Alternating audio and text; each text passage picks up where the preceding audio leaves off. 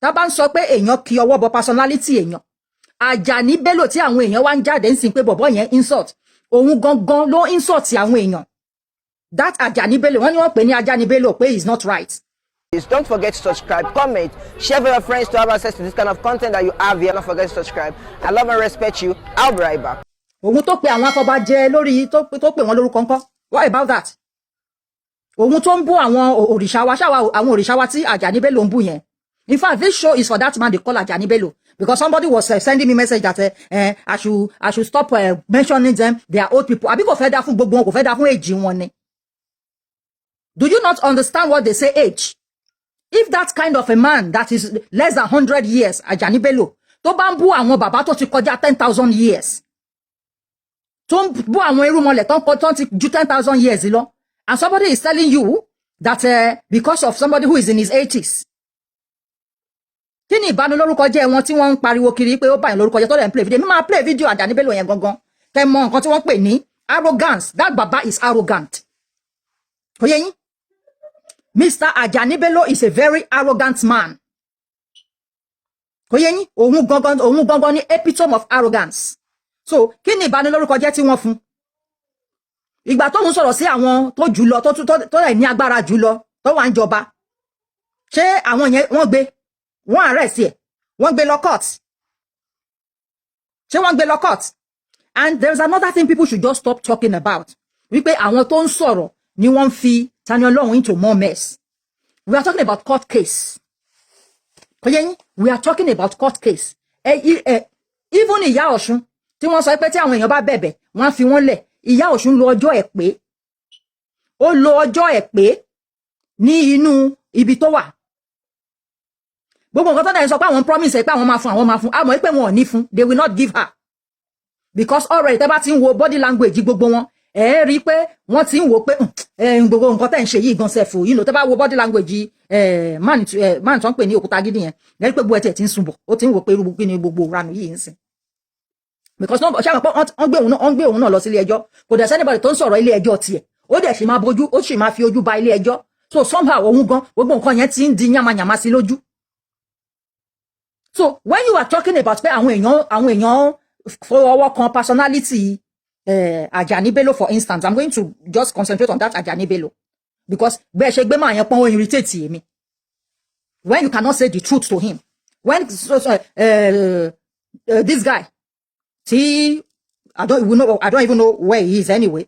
Kí lorúkọ ẹ̀ Saidi Shittu tóun náà ń jáde tó ń sọ pé Tani Olorun ṣe àṣejù tí Tani Olorun ò dẹ̀ ṣe 1% nǹkan tóun ṣe. The only thing tóun ò ṣe ni pé òun ò sun Quran. But ó bú àwọn bàbá yẹn ju bí Tani Olorun ṣe bú àwọn bàbá yẹn. Tani Olorun tiẹ̀ wá bú àwọn bàbá yẹn. Ó ń fún wọn lésì ni. But ìwọ ń tiẹ̀ tó wá ń sọ pé ó fẹ́ máa support àwọn bàbá ń sìn. Ìwọ gbé wọn síta tó bú wọn tó pè wọn lórúkọ oríṣiríṣi ni.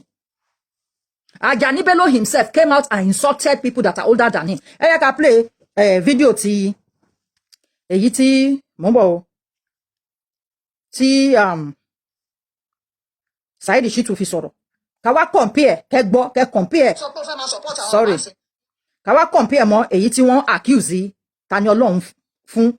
Then you come and tell me who is nastier. A tún play tí bàbá tó ń pè ní Àjàní Bello yẹn. Kẹ́ wá wò. Is that bàbá himself bó ṣe old yẹn ṣé kò wà nasty?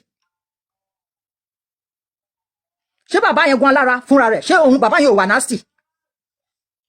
Tí bàbá tí ò tí wọ 100 years tó bá wà nasty sí àwọn bàbá tó ti kọjá 10,000 years. Kò dẹ̀ wá ń sọ pé èèyàn kan wà nasty sí ẹ. Who are you? Who are you? Ẹ yẹ ká gbọ́ nǹkan tí Saidi Bello sọ.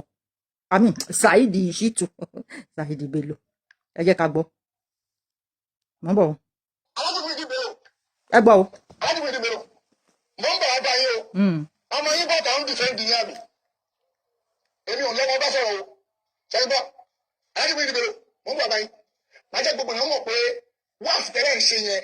Ṣé Ọlọ́run fọwọ́ sí? Àbálọ́bí fọwọ́ sí? Ṣé ọmọ yín kò lẹ́kọ̀ọ́ ni? Ọmọ yín ò lẹ́kọ̀ọ́. Ẹ̀ẹ̀kọ́ ó wá bọ́ta wá fẹ́ máa dìfẹ́ǹdì yín. Màá jẹ́ kẹ́kọ̀ọ́ pẹ́ ní yẹpẹrẹ ní. Ṣé gbọ́?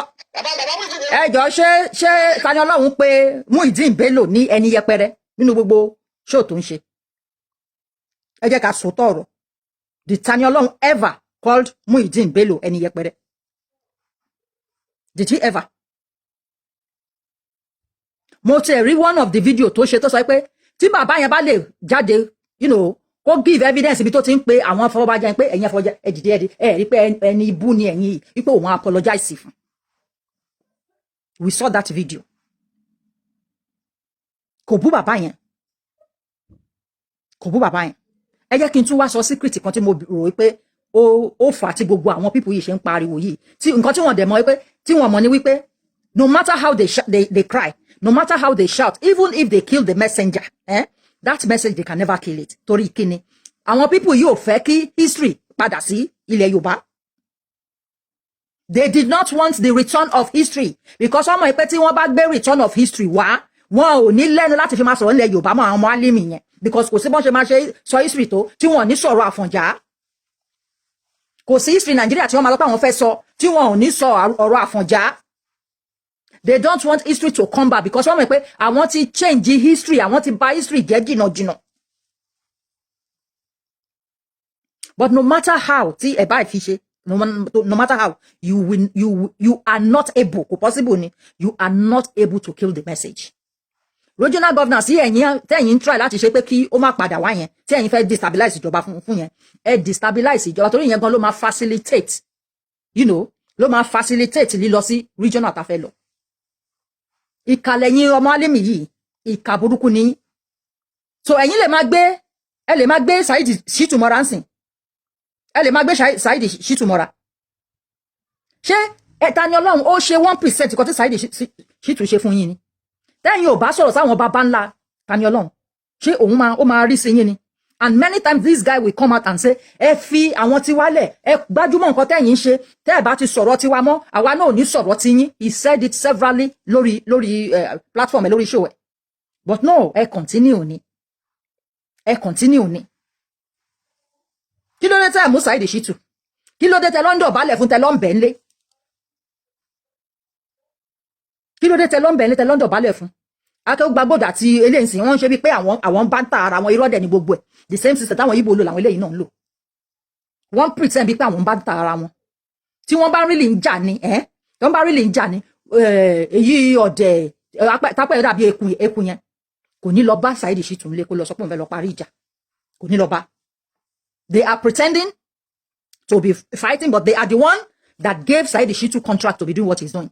Saheed Shittu gan sọ ní Akéwùgbà Gold pé partner òun ni nínú gbogbo nǹkan tóun ṣe wípé òun gan pẹ̀lú àwọn tí wọ́n rán òun iṣẹ́. But now wọ́n fẹ́ kó gbogbo nǹkan yẹn wọ́n fẹ́ kó sórí Tani Olorun wọ́n wá ń purọ́ pé Tani Olorun ń purọ́. Irọ́ wo ni Tani Olorun pa? Irọ́ wo ló pa? Tẹ́ bá rí nǹkan tí Tani Olorun ṣe tó sọ pé bóyá ó sọ pé ń ṣe ẹbọ tó bá sọ kí ló dé wá rí Saheed Shittu pé òun ò parọ́. Even ọmọ tínrín tí tí òun náà yọ gògóńgò bíi tèmi yẹn ṣé àgbọ̀gbọ̀ nǹkan tọmọ yẹn sọ ni. So ọmọ yẹn náà ló wá ń fight fún yín. Ọmọ yẹn náà ló wá ń gbé gbogbo fídíò tí Tani Olorun sọ ọmọ yẹn náà ló wá ń gbé síta. Tí ò bá ń ṣe pé alábòsí ni pé tí ò bá ń ṣe pé ẹ kú rí gbogbo ẹ̀yin àgbà gbogbo ẹ̀yin tí ẹ̀ ń sọ pé wọ́n bu yín yẹn tí ò bá ń ṣe pé ẹ kú rí ṣé Tani Olorun sọ 1% kan tí ọmọ tínrín yẹn ṣé ó sọ half ẹni. Ṣé bí ẹkún nìkan ni màmá ẹ̀ sun lórí Facebook tẹ́ fi dáríjì. But màmá Tani Olorun ó sun ẹkún ó bẹ̀ yín gbogbo àwọn family ẹ̀ jáde ó bẹ̀ yín àfà ẹ̀gbọ́n ẹ̀ àfà ó jáde ó bẹ̀ yín everybody jáde bẹ̀ yín but ẹ̀ gbọ́ mọ́. Ìgbà tí Tani Olorun dẹ̀ rí pé gbogbo àwọn nǹkan yẹn tó dẹ̀ rí pé ẹ fẹ́ fi màmá òun ṣẹlẹ́yà ni màmá òun ti bẹ̀bẹ̀ ẹ̀gbọ́n òun ti bẹ̀bẹ̀ cousin òun ti bẹ̀bẹ̀ gbogbo àwọn aráalé wọn ti bẹ̀bẹ̀ even àwọn oníṣẹ̀ṣe kan tó wà lókè àwọn náà wọ́n ti pé ọba yín wọ́n ti bẹ̀bẹ̀ according to kọ́ta gbọ́ wọ́n ti bá yín sọ̀rọ̀ ẹ gbọ́. So the guy will have no choice than to tell everybody to stop begging because ó ti rí pé tí ọba wọn bá ti tó bá ti bá ọba wọn lọ́ba ẹ̀mí àwọn sọ̀rọ̀ tí màmá òun tó jẹ́ nǹkan nù yín ti bẹ̀yìn tí ẹ gbà tí obìnrin tó da ẹ̀jẹ̀ lé òun lórí ti bẹ̀yìn tẹ́ ẹ gbà ó ti mọ̀ ní pé kò síyàn tó máa bẹ̀yìn tẹ́ máa gbà.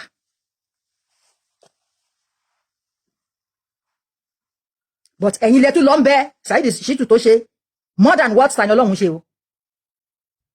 Àwọn I don't even know wọ́n ní kí wọ́n máa sọ̀rọ̀ sí àwọn lawyers wọn àwọn lawyers náà we don't understand them.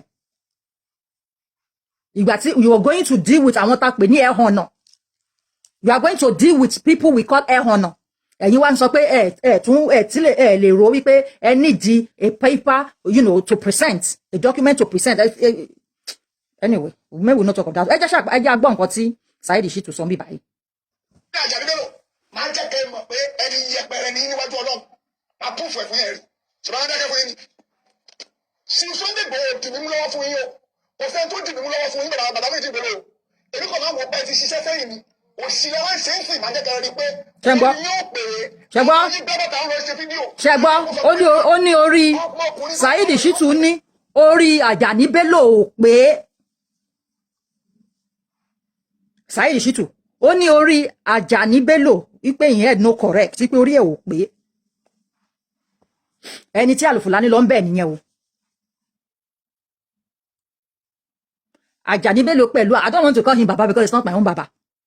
Torí àwọn ò lè táwọn bá rí arúgbó ẹlẹ́bọ wọn ò ní pè wọ́n màmá. So táwa náà bá rí àgbàlagbà mùsùlùmí idiot ni wọ́n lójú tèmi. So àwa náà ò lè pè wọ́n ní bàbá.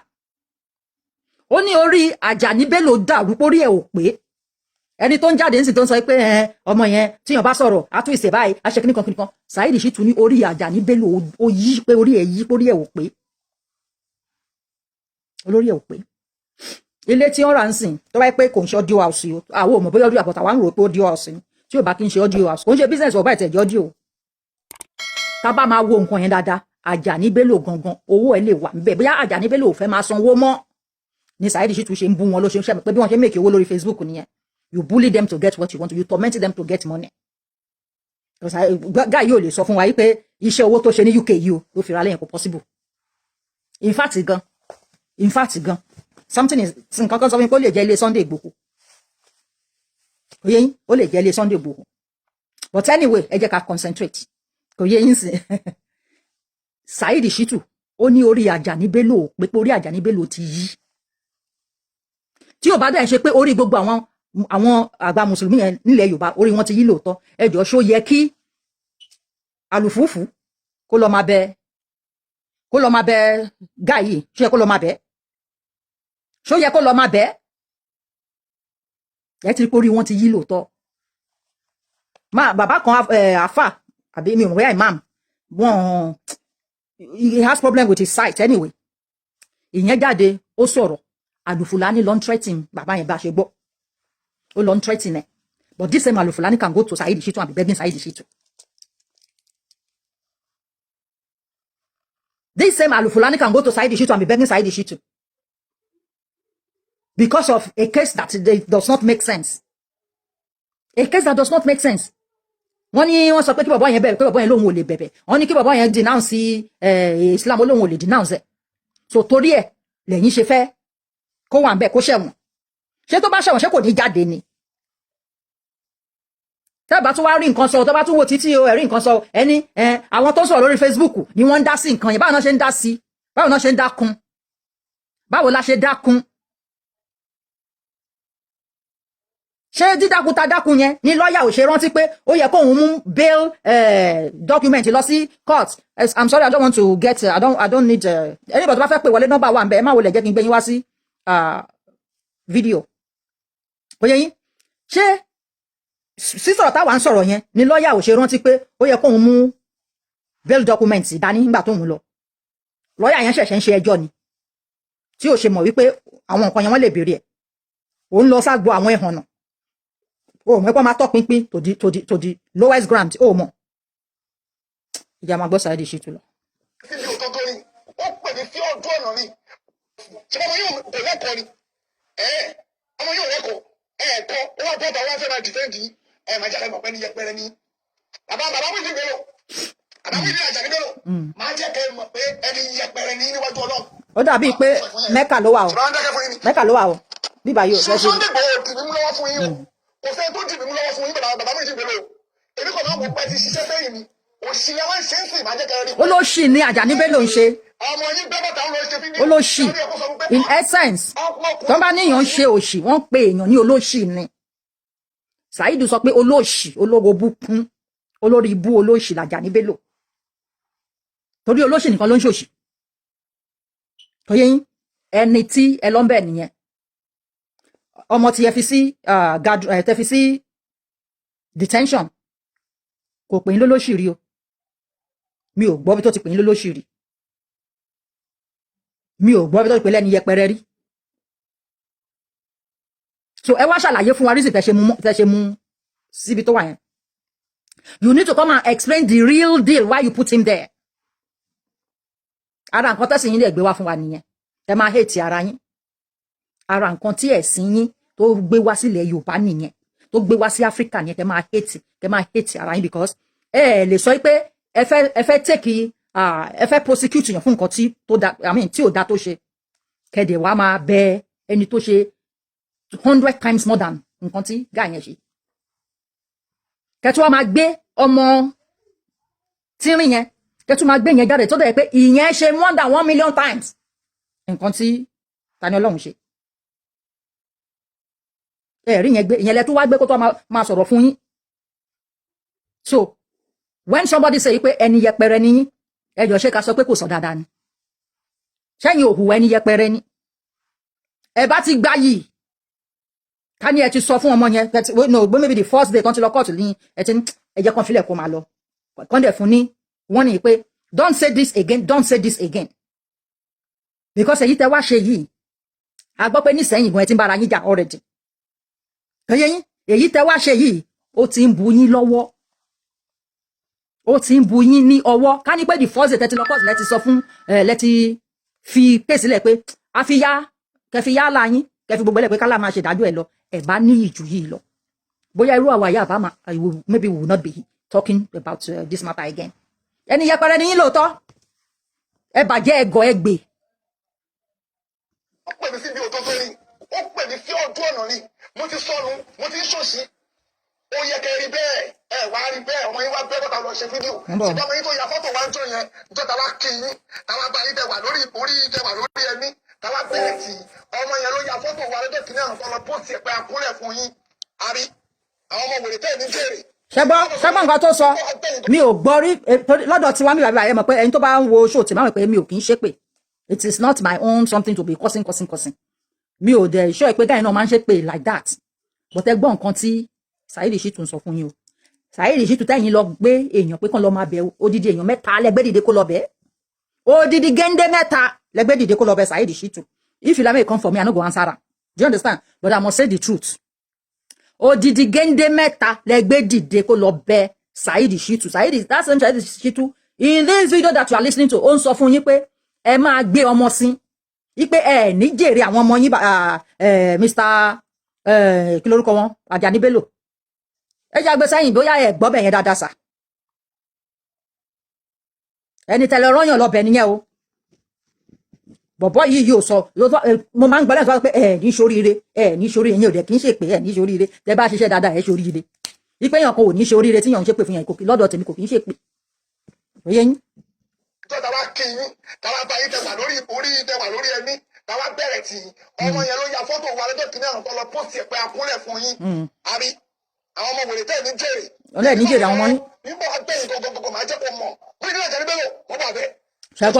ṣùgbọ́n Muyideen Bello ṣọwọ́ bó ṣe ń bẹ̀ sọ̀rọ̀ ó ní Muyideen Ajani Bello mò ń bọ̀ wá bẹ́ẹ̀ mò ń bọ̀ wá bá ẹ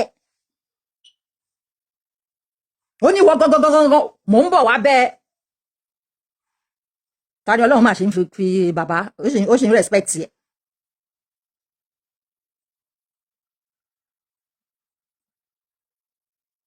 Mr. Clara Alade wọ́n ní àwọn tó ń sọ̀rọ̀ lórí Facebook or any other media platforms ìtọ̀nà ni wọ́n jẹ́ fún gbogbo àṣìṣe ohun tó ń ṣẹlẹ̀ láwùjọ ènìyàn kí àwọn alábòsí lè mọ̀ pé ohun tí ọgọ́rùn-ún ẹ̀yin ẹlẹ́sìn alákatakítí aláìnímọ̀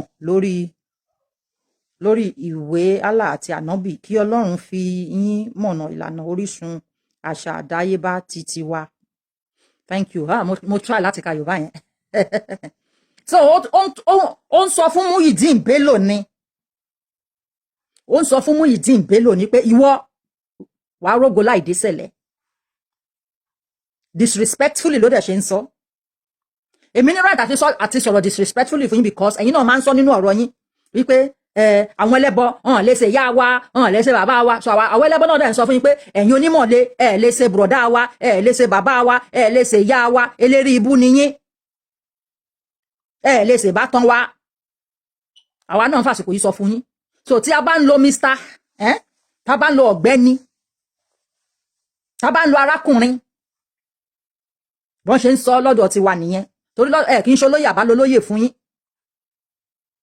in fact bí mo ṣe ń lo fún yín yẹn kò tẹ́ mi lọ́rùn like that but ẹ má listen sí ẹni tó ń sọ̀rọ̀ ó ní pé ẹ ní ṣoríire Saheed Shittu ló sọ yẹn ó lẹ́ẹ̀ ní ṣoríire Saheed Shittu ló ń sọ ó ní sọ fún Àjàní Bello wípé Àjàní Bello ò ní ṣoríire mi ò tí ì gbọ́ bí tí guy yìí Tani Olorun mi ò tí ì gbọ́ bí tó ti sọ orú ẹ̀ rí pé Àjàní Bello ò ní ṣoríire mi ò tí ì gbọ́ mi ò ní kò lè sọ o torí òkò tẹ́ bá jù ẹ lè expect pé kó ju the same size ó ti normal ìpájú yìí tó tóbi ju òkò tẹ́yìn jù lọ kò yé yín sìn ẹ máa gbọ́ ọmọ yín lọ o Mẹ́kà ló wà o tó ń sọ gbogbo ọ̀rọ̀ yẹn o Mẹ́kà ló wà o Ọlọ́run bọ̀ wá bá ẹ.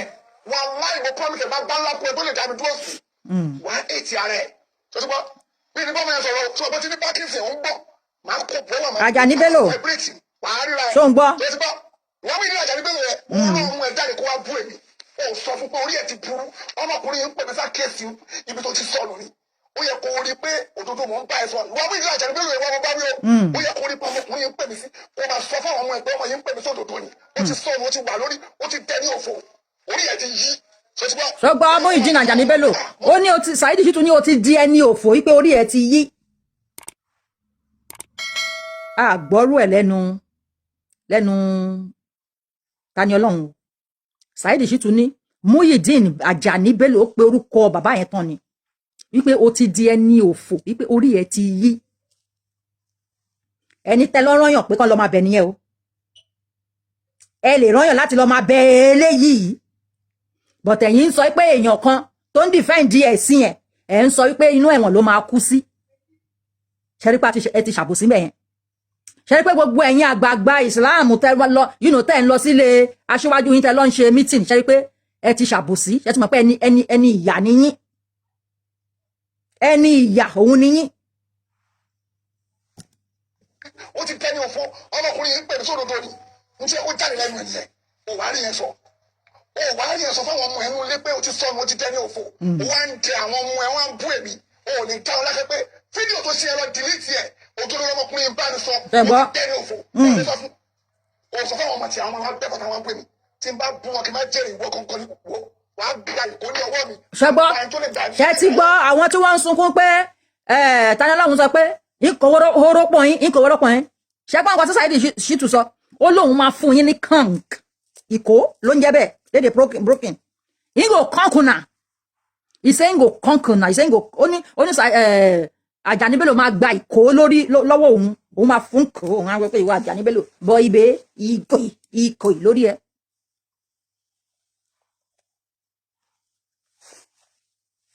Mọ̀tẹ̀yìn lè lọ bẹ́ẹ̀ the same person ibi tẹ́mi ti ní problem nìyẹn o àbòsí yín tẹ́ ṣe yẹn lèmi ṣe gbé fídíò yìí wá. Because that one video you people are saying are bringing out is wípé wọ́n ó defame yín rí defame ó bú yín ó bú Àjàní Bello and that Àjàní Bello ìyẹn máa ń ṣe bíi pé òun àti àwọn ìjọba wọ́n jọ ń rúùlù Nàìjíríà ní tóun bá fún wọn ní advice irú rubbish wo nìyẹn. òun pe lágbájá màá play video yẹn fún yín òun pe lágbájá òun bá sọ̀rọ̀ òun pe tọ̀hún òun bá sọ̀rọ̀ òun ṣe who are you tó ń pe wọn tó ń bá wọn sọ̀rọ̀. You are nothing but a bloody illiterate. Ṣé wọ́n ló fẹ́ máa dá sí bí wọ́n ṣe ń ṣe runs Nigeria ni? Are you one of the founding fathers, Àjàní Bello, that you want to be telling the government how they rule this thing? Ṣé ẹ̀yin mọ̀ bí governance ṣe ń lọ ni? Do you think maintaining a country is the same thing as reading Quran or is the same thing as ilé kéwú? Is that what you people think? Ṣé nǹkan tẹ́ ro nìyẹn? Saheed Shittu ní tí òun bá mú ẹ Àjàní Bello òun á fún ẹ ní ìkó lórí òun á fi kó ba torí ẹ jẹ́ àbí ẹ fẹ́ sọ wá pé ẹ gbọ́ nǹkan tí ó sọ ni ẹ gbọ́ adẹ̀rántí ìgbà tí ọmọ kíná porúkọ yẹn what's that boy's name concept ọmọ Gàmbàrí yẹn a rí bí ọmọ yẹn ó kì kabọ̀ yín lójú ni ó tún kí kóńdóbọ̀ yín fùrọ̀ ọmọ yẹn mà ló ń sọ̀rọ̀ fún yín sìn tí ó bá yín pẹ́ bàjẹ́ lóòótọ́ tí ó bá pé kò sí ọpọlọ lórí yín. Kí ló dé? Kí lẹ̀ ń fà tó tó yẹn? This is ODUA TV Watch. Don't forget to subscribe, comment your opinion, like, comment and share so that other people can get access to what you enjoy on our channel. Thank you. We love you.